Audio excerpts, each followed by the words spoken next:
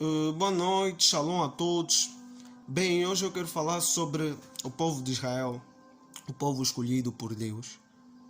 E antes eu queria dizer que a história do povo de Israel tu podes encontrar nos livros de Êxodo, Deuteronômio, Juízes, Josué. Tu vais encontrar lá, se fores para lá, tu vais encontrar a história do povo de Israel. Mas resumidamente, ou falando um pouco da história deles, era um povo que estava preso ou era escravizado em outra terra, que era o Egito, no caso. E através de Moisés, Deus tirou aquele povo do Egito para uma terra melhor, uma terra que tivesse leite, mel, que tivesse tudo, que tivesse fartura. E eles saíram do Egito para aquela terra, só que tinham que passar pelo deserto. E durante essa caminhada houve um tempo em que faltou-lhes comida. E eles, por causa disso, começaram a murmurar, começaram a reclamar. Eles rebelaram-se contra Deus. Eles disseram a Moisés: mas por que nos tiraste do lugar em que estávamos? Lá nós tínhamos tudo. Mas eu lembro-me de uma conversa que eu tive com a minha mãe, já há um bom tempo.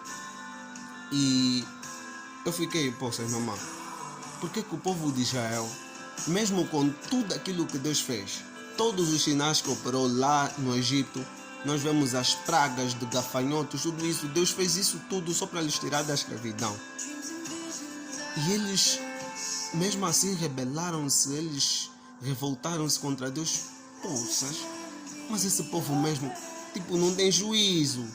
E a minha mãe me disse: olha, o povo de Israel representa-nos nos dias de hoje. O povo de Israel somos nós. És tu, sou eu, os teus pais e tudo isso somos nós. Porque nós, mesmo com tudo aquilo que Deus nos dá, mesmo com todas as conquistas que já conseguimos alcançar um dia com Ele, ainda assim nós conseguimos murmurar, conseguimos nos rebelar contra Ele, nos revoltar. Nós conseguimos fazer isso que nem o povo de Israel. Então nós não temos que julgar o povo. Aliás, as pessoas até com Adão fazem isso. As pessoas falam: se não fosse por Adão, nós não estaríamos aqui, o pecado não ia existir, mas continuam a tomar a mesma decisão de Adão, de não ouvir a voz do Pai, não obedecer o Pai, mas ouvir as vozes de outrem, as vozes das outras pessoas, em vez de limitarem-se pela voz do Pai. Escolhem guiar-se pelos seus próprios caminhos, arranjam os seus atalhos e depois querem liberação, depois querem ajuda, depois querem perdão, e Deus concede, porque Ele é misericordioso e Ele concede o perdão porque Ele é misericordioso. Mas amém. E em Êxodo 16, do 2 ao 3, diz: e toda a congregação dos filhos de Israel murmurou contra Moisés e contra Arão no deserto. E os filhos de Israel disseram-lhes: quem dera que nós morrêssemos por mão do Senhor na terra do Egito, quando estávamos sentados juntos às panelas de carne, quando comíamos pão até fartar, porque nos tendes tirado para este deserto para matares de fome a toda esta multidão. Amém? Esta é a murmuração do povo. O povo, quando teve falta de alguma coisa, do pão, do alimento, preferiu voltar. Lembrou-se da área de conforto em que estavam, mesmo sendo maltratados. Eles tinham o Egito como área de conforto, o lugar de conforto, onde mesmo com a escravidão, mesmo com os maltratos que eles sofriam durante anos, eles estavam bem. Para eles estavam bem, porque eles habituaram-se com aquela terra, habituaram-se àquele lugar, porque eles acomodaram-se. E nós muitas vezes nos acomodamos. Nós muitas vezes nos acomodamos, nos habituamos com a situação em que estamos, nos conformamos com a situação que vivemos, que não é a melhor para nós. E por causa desta área de conforto, nós ficamos impedidos de prosseguir, ficamos impedidos de continuar, ficamos impedidos de alcançar mais e mais lugares, mais etapas, nós conquistamos. Se nós sairmos da área de conforto, nós vamos ver que há muito mais do que aquilo que nós pensamos, há muito mais do que aquilo que nós vemos. Mas a área do conforto nos limita e nos impede de experimentar novos horizontes. Acho que tu já reparaste numa relação, muitas vezes isso acontece, tanto para os homens como para as mulheres. Eu não sei se acontece mais com os homens ou com as mulheres. A pessoa antes de começar a namorar ou casar, ela veste-se a rigor.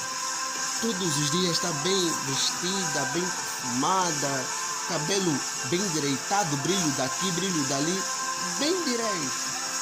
Mas quando casa ou quando começa a namorar o que for, a pessoa acaba por entrar na área de conforto, onde começa a se desleixar, a deixar de cuidar de si mesma, a deixar de trazer as condições que ela trazia, de apresentar-se tal como apresentava-se antes de casar ou antes de namorar. A pessoa desleixa-se. E eu estou a dizer isso porque já aconteceu comigo e muita gente sabe que isso acontece. E isso é um perigo para todo o relacionamento. E muitas vezes com Deus nós fazemos a mesma coisa. Quando já conquistamos muitas coisas, com muitas guerras e tudo isso, ou mesmo coisas pequenas, conquistas pequenas que tivemos com Deus, nós entramos na área de conforto. E com Deus eu também já entrei muitas vezes na área de conforto. Depois de muita batalha, muita guerra, não sei o que, me acomodei. As orações já não eram as mesmas, a busca já não era a mesma, a entrega já não era a mesma, a adoração já não era com o mesmo fogo. Me acomodei.